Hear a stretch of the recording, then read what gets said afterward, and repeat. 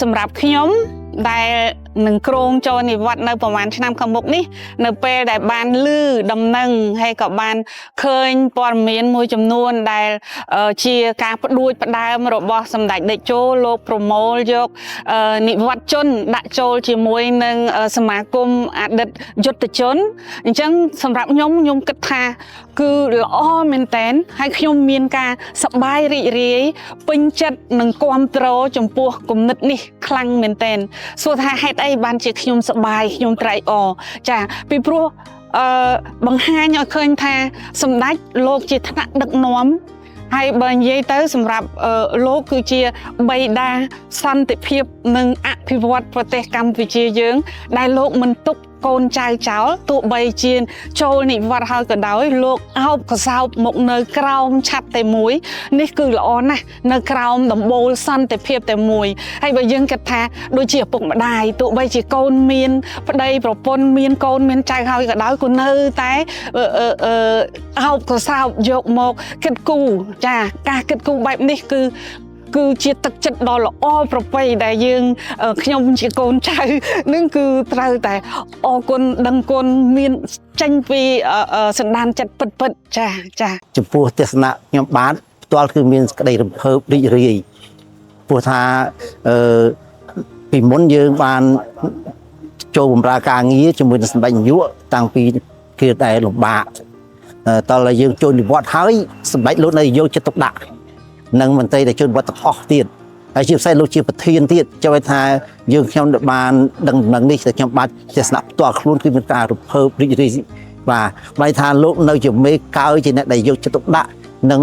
ប្រជាពលរដ្ឋរបស់លោកជាពិសេសមន្ត្រីរាជការដែលបានបម្រើការងារកន្លងមកហើយបានចូលនិវត្តន៍ហ្នឹងហើយបាននៅគៀកសម្ដេចធ្វើឲ្យមានទឹកចិត្តហ្នឹងតែកម្លាំងពលហ្នឹងបម្រើជាតិកសាងជាតិបន្តទៀតជួយរួមចំណែកតាមលទ្ធភាពដែលខ្លួនអាចធ្វើបានប្រមាណតាមប៉ុណ្ណឹងព្រោះអាយុកាន់តែច្រើនហើយមានមលុបសន្តិភាពមានការអភិវឌ្ឍខ្មែររីកមុខមាត់ល្បីណាស់អីលើគុណតែចូលសែនជួយទ្រង់ត្រៃផ្លូវប្រជារស់នៅបានសុខសប្បាយទាំងខ្ញុំដែរខ្ញុំជឿថាល្អហើយគំនិតនេះល្អមែនទែនហើយខ្ញុំសូមគាំទ្រសូមឲ្យសម្ដេចជាពិសេសសម្ដេចដែលចូលនឹងគាំទ្រអ្នកដែលចូលនិវត្តជននឹងប្រមូលគាត់មកឲ្យនៅក្នុងសមាគមទៅហើយគាត់នឹងមានការងារធ្វើនឹងមានសកម្មភាពអាយុគាត់វែងហើយគាត់មិនឯកោទេហើយធ្វើឲ្យប្រទេសជាតិយើងសប្បាយរីករាយបាទខ្ញុំគិតថាកាលណាគាត់មានសមាគមគាត់មានកន្លែងគឺគាត់ស្រួលមកថាធ្វើការងារអីមានការងារលំបាកងាយស្រួលអីវាមានអ្នកពិគ្រោះយោបល់បាទឥឡូវគាត់ចង់ធ្វើអីឬក៏គាត់ចង់សួរយោបល់អីឬក៏ចង់ធ្វើយ៉ាងម៉េចសុខទុក្ខជាពិសេសឈឺស្កាត់នេះដោយឥឡូវអញ្ចឹងយើងមានបានបសសអញ្ចឹងជួយសម្បើមណាស់បាទបានបសសនេះជួនកាលយើងត្រូវពិគ្រោះយោបល់ឥឡូវយើងធ្វើម៉េចអីយ៉ាងម៉េចយើងអាចទៅសួរប្រធានសមាគមឬក៏សួរអដែងអ្នកកាន់ការងារហ្នឹងមិនចាំបាច់ដល់គាត់ប៉ុន្តែគាត់យើងនៅក្នុងសមាគមហ្នឹងយើងអាចសួរក្រុមការងារបានហើយមិនបើថាក្រុមការងារដោះបានយកការងារហ្នឹងទៅជូនលោកបាទអញ្ចឹងឲ្យសម្ដេចលោកដោះស្រាយហើយខ្ញុំគិតថាសម្ដេចគួរតែអដែងប្រមូលនិវត្តជនមកឲ្យនៅក្នុងសង្គមហ្នឹងមកនៅក្នុងចូលជាសមាគមហ្នឹងហើយខ្ញុំគិតថានិវត្តជនទៅគ្រប់រូបនឹងសប្បាយរីករាយដោយសារថាគាត់មានកម្លាំងចិត្តមនុស្សសំខាន់ជាងគេកម្លាំងចិត្តហ្នឹងសូមគាំទ្រហើយសូមអរគុណសម្ដេចដែលបានចូលឈ្មោះជាប្រធានសមាគមនេះហើយខ្ញុំគាំទ្រហើយខ្ញុំនឹងពំនាំការងារនេះជួបនាំដាំជួបទៅមិត្តភ័ក្តិដែលជួនកាលគ្នាអត់បានដឹងព័ត៌មានឲ្យគាត់ចូលរួមគាំទ្រនៅក្នុងសមាគមនេះហើយមានសម្ដេចដែលជាឪពុកម្ដាយនេះគឺមានភាពកក់ក្ដៅមែនទែនបាទសូមជូនពរសម្ដេចដែរសូមលោកមានអាយុវែងហើយអាយុយឺនសុខភាពល្អ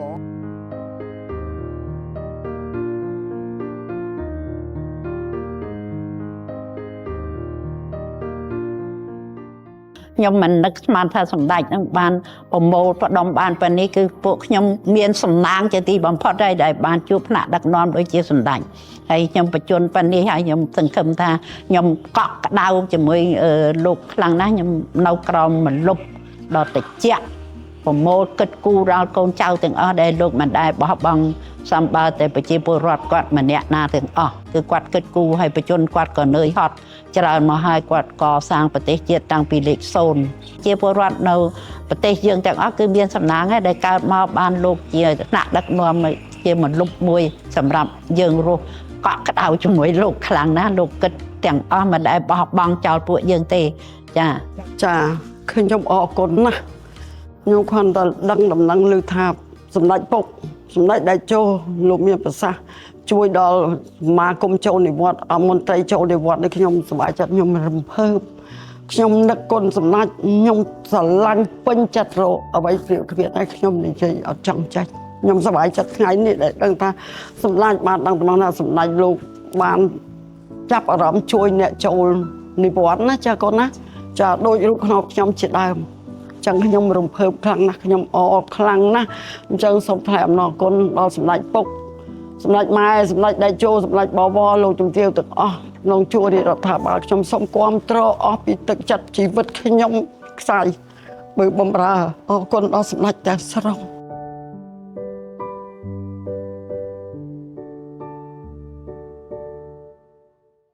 ទាំងនេះជាចំណាប់អារម្មណ៍ពេញចិត្តរបស់អតីតគ្រូបង្រៀនអតីតមន្ត្រីរាជការមន្ត្រីនគរបាលជាតិចូលនិវត្តន៍ចំពោះអនុសាសន៍ដ៏ខ្ពង់ខ្ពស់របស់សម្ដេចអគ្គមហាសេនាបតីតេជោហ៊ុនសែនប្រធានព្រឹទ្ធសភានៃព្រះរាជាណាចក្រកម្ពុជានិងជាប្រធានសមាគមអតីតយុទ្ធជនកម្ពុជាក្នុងការដាក់បញ្ចូលនិវត្តជនកម្ពុជាទូទាំងប្រទេសរួមមានអតីតកងកម្លាំងប្រដាប់អាវុធអតីតមន្ត្រីរាជការស៊ីវិលទាំងអស់មកក្នុងក្របខ័ណ្ឌសមាគមតែមួយដែលមានសម្ដេចតេជោជាប្រធានដឹកនាំដោយផ្ទាល់អនុសាសន៍ណែនាំដ៏ខ្ពង់ខ្ពស់របស់សម្ដេចតេជោបែបនេះគឺពិតជាបង្ហាញពីការយកចិត្តទុកដាក់ខ្ពស់ចំពោះមន្ត្រីរាជការស៊ីវិលនិងកងកម្លាំងប្រដាប់អាវុធទាំងអស់ដោយមិនទុកនិវត្តជនណាម្នាក់ចោលឲ្យនៅឯកោឬជួបការលំបាកឡើយការគិតគូរយកចិត្តទុកដាក់នេះគឺធ្វើឡើងតាមរយៈការជួយឧបត្ថម្ភគាំទ្រជ្រោមជ្រែងខាងស្មារតីនិងសម្ភារៈជាពិសេសលើជីវភាពរស់នៅក្នុងគោលបំណងរក្សាតម្លៃនិងលើកកម្ពស់នូវវីរភាពរបស់អតីតយុទ្ធជននិងនិវត្តជនកម្ពុជាទាំងអស់ដែលមានភក្ដីភាពនិងធ្វើពលិកម្មក្នុងបុព្វហេតុជាតិមាតុភូមិនិងប្រជាជនកម្ពុជាព្រោះថាក្នុងសម័យតស៊ូរំដោះជាតិចេញពីបនប្រល័យពូជសាសន៍ប៉ុលពតមិនថាយោធិន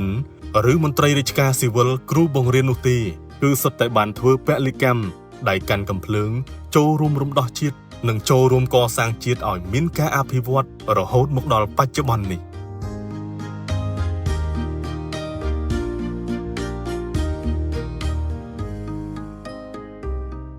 ផែនការគំនិតដូចដើមនិងផែនការរបស់សម្ដេចនេះខ្ញុំអររកໄວព្រឹកត្រឹមបានទេហើយយើងខ្ញុំសូមថ្លែងអំណរគុណដល់សម្ដេចដែលរាល់គំនិតដូចដើមរបស់លោកតែងតែជាគំនិតដូចដើមដែលជួយឲ្យប្រជាជនចម្រុងចម្រើនជាគំនិតដូចដើមដែលជួយឲ្យប្រជាជនយើងទាំងអស់ដើរតាម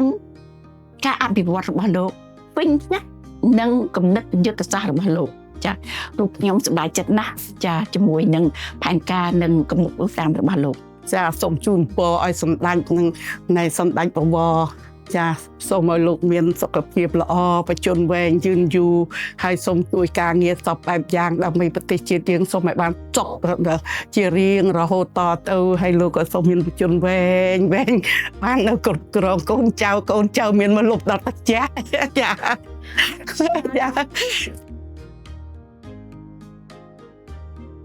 ជំរាបជូនថាភ្លាមក្រោយពីទទួលបានអនុសាសន៍ណែនាំដ៏ខ្ពង់ខ្ពស់ពីសម្ដេចតេជោហ៊ុនសែនប្រធានសមាគមអតីតយុទ្ធជនកម្ពុជាឯកឧត្តមគតិសង្ឃៈបណ្ឌិតគុណគឹមទេសរដ្ឋមន្ត្រីអនុប្រធាននិងជាអគ្គលេខាធិការសមាគមអតីតយុទ្ធជនកម្ពុជាបានដឹកនាំក្រុមការងារចំពោះកិច្ចដែលមានការចូលរួមពីក្រសួងស្ថាប័នពាក់ព័ន្ធជាច្រើនអង្គភាពដើម្បីប្រមូលធាតុចូលសំខាន់ ក្នុងការរៀបចំធ្វើវិសោធនកម្មលក្ខន្តិកៈសមាគមអតីតយុទ្ធជនកម្ពុជា